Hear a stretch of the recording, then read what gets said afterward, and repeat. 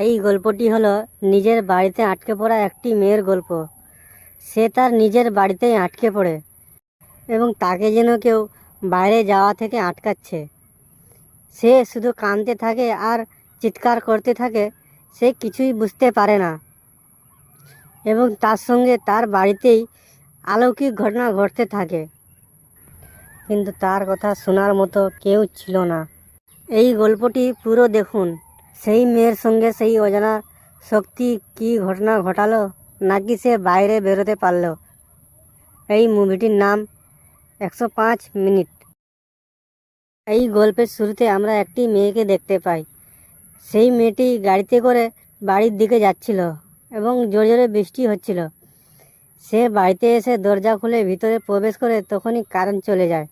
সে এটি দেখে স্বাভাবিক মনে করে একটা সোফাতে বসে পড়ে এবং সে কিছুক্ষণ পর স্নান করার জন্য বাথরুমে চলে যায় এবং সে বাথরুমে গিয়ে একটা টাবের উপর বসে পড়ে এবং সে তখনই দেখে তার বাড়ি কোথাও উধাও হয়ে গেছে এবং সে একটি জঙ্গলের মধ্যে চলে আসে। সে এটি অবাক হয়ে দেখতে থাকে এবং এদিক ওদিক কিছু যেন খুঁজতে থাকে। সে যাচ্ছিল, তখনই একটা অদৃশ্য দেওয়ালের সঙ্গে তার ধাক্কা লাগে।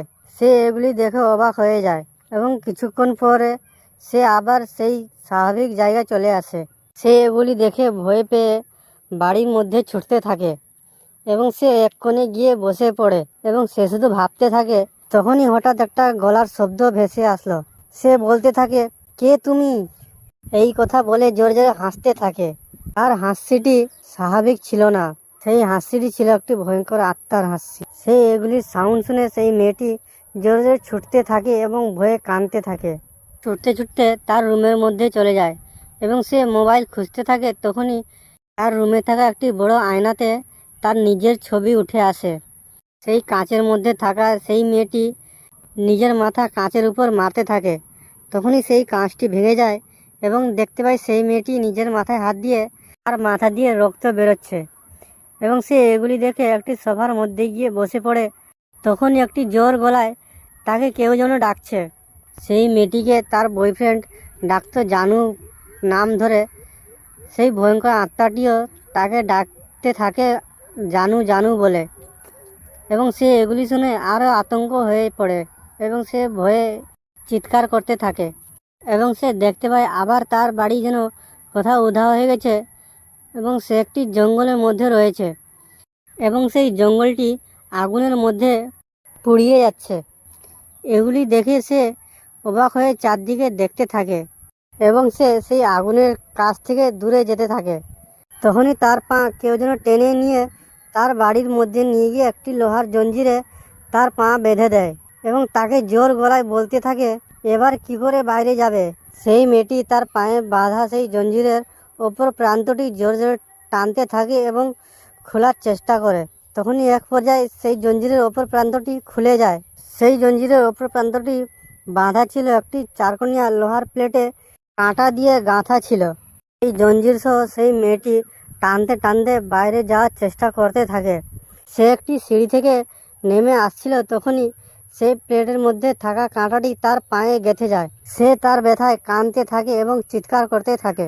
সে তার পায়ে গেঁথে থাকা সেই কাঁটাটি নিজে জোরে টেনে বার করে দিল। তার পা থেকে রক্ত বেরোচ্ছে দেখে সে নিজেকে টানতে টানতে নিয়ে যায় একটি কাবাটের মধ্যে। সেই কাবাটের মধ্যে থাকা একটি বক্স থেকে একটি ব্যান্ডেজ বের করে নিজের পায়ে বেঁধে নিল এবং তখনই তার বাড়ির দরজায় কেউ যেন বেল বাজায়। কিন্তু সে গিয়ে দরজা খুলছিল, কিন্তু সে দরজাটি কোনো মতে খুলতে পারছিল না। তখনই সেই আত্মার কথা আবার ভেসে আসতে থাকে, তোর কেউ হেল্প করতে পারবে না। এই কথাগুলি সেই মেয়েটি শুনে কী করবে খুঁজে না পেয়ে সে একটি চাকু তুলে নিয়ে সেই আত্মাটিকে ভয় দেখাতে থাকে এবং সে শুধু বলতে থাকে, তুই কাছে আয়। এগুলি সব দেখে আত্মা জোরে জোরে হাসতে থাকে। কিছুক্ষণ পর সেই আত্মাটি সেই মেয়ের পায়ে বাঁধা সেই জঞ্জিরটি ধরে টেনে নিয়ে একটি গাছের মধ্যে বেঁধে দেয় এবং সেই মেয়েটি উল্টো দিকে ঝুলে থাকে এবং সেই মেয়েটি জোরে জোরে বলতে থাকে, আমাকে ছেড়ে দাও, আমি তোমার কি করেছি? কিছুক্ষণ পরে সে তার নিজের বাড়িতে মেঝেতে পড়ে থাকতে দেখে সে উঠে এদিক ওদিক দেখতে থাকে। তখনই হঠাৎ সে দেখতে পায় সে যেন একটি কাঁচের বাক্সের মধ্যে বন্দি হয়ে আছে এবং তার সেই কাঁচের বাক্সের মধ্যে বিষাক্ত ধোঁয়া ছড়িয়ে পড়ে এবং চারিদিকে অতিরিক্ত ধোঁয়া হয়ে যাওয়ার কারণে সে কিছুই আর দেখতে পারে না এবং হঠাৎ দেখতে পায় তার পাশে থাকা সেই ধোঁয়াগুলি সব আর নেই, আর সেই কাঁচের বাক্সটিও নেই। সে যেন একটি অন্য জায়গাতে চলে গিয়েছিল এবং সে দেখতে পায় চারদিকে লাল লাল কী যেন সব ভেসে উড়িয়ে বেড়াচ্ছে। তখনই সেই মেয়েটি দেখতে পায় লাল জোনাকির মতো অনেকগুলি সব মিলে একটি মূর্তির আকার ধারণ করে। সেই লাল জোনাকির মতো আলোগুলি তাকে যেন কিছু দেখিয়ে বোঝানোর চেষ্টা করছিল এবং সেই মেয়েটি কিছুই বুঝতে না পেরে বারে বারে মাথা আঁচড়াচ্ছিল এবং চিৎকার করছিল। সেই মেয়েটি আবার একটি বন্ধ দরজার মধ্যে দিয়ে সে তার নিজের বাড়িতে প্রবেশ করে। এই ভয়ঙ্কর হাসিটি সে বারে বারে শুনতে পাচ্ছিল। সে কিছু না করতে পেরে সে বাড়ির এক কোণে গিয়ে কান বন্ধ করে বসে থাকে আর চিৎকার করতে থাকে। তখনই সে জল পান করার জন্য চারদিকে জল খুঁজতে থাকে, কিন্তু সে কোথাও জল খুঁজে পাচ্ছিল না। তখনই সেই ভয়ঙ্কর আত্মার কথা ভেসে আসতে থাকে, যে জল খাবে, এই কথাটি বারে বারে ভেসে আসতে থাকে। তখনই সেই মেয়েটি ছুটে গিয়ে একটা রুমের মধ্যে ঢুকে দরজা বন্ধ করে দেয়। তখনই সে দেখতে পায় দরজার নিচ থেকে জল ভেসে আসছে। তখনই সেই মেয়েটি জলের পরিমাণ বেশি দেখে একটি খাটের মধ্যে উঠে পড়ে এবং সে কিছুক্ষণ পরে দেখতে পায় তার বাড়ি আবার কোথাও যেন উধাও হয়ে গেছে এবং সে একটি সাগরের নিচে দাঁড়িয়ে রয়েছে এবং সে তার নিজের খাটের সঙ্গে বাঁধা রয়েছে।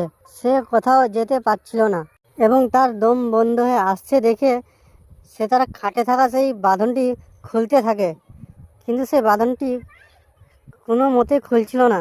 সে এক পর্যায়ে দম না নিতে পেরে সেইখানটা অজ্ঞান হয়ে পড়ে এবং তার যখন জ্ঞান ফেরে সে দেখতে পায় সে তার রুমের মধ্যে খাটের উপর শুয়েছিল এবং সে চমকে উঠে পড়ে।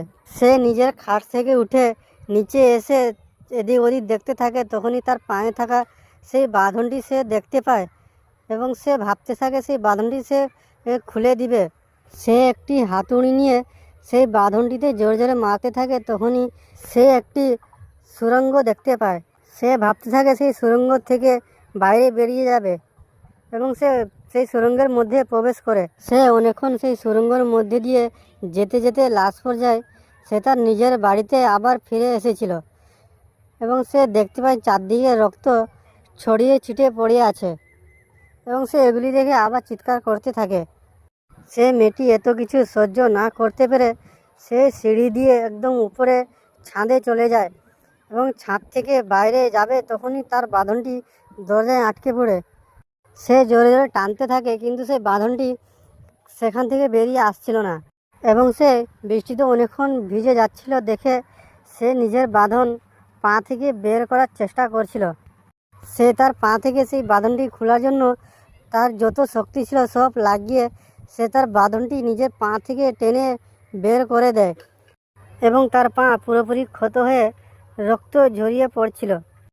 তাও সে পা টানতে টানতে একটা সিঁড়ি দিয়ে উপরে উঠে জলের ট্যাঙ্কের কাছে পৌঁছে যায় এবং সে সেখান থেকে জাম্প দিয়ে নিচে পড়ে নিজের প্রাণ হারায় এবং সেইখানটা তার মৃত্যু হয়।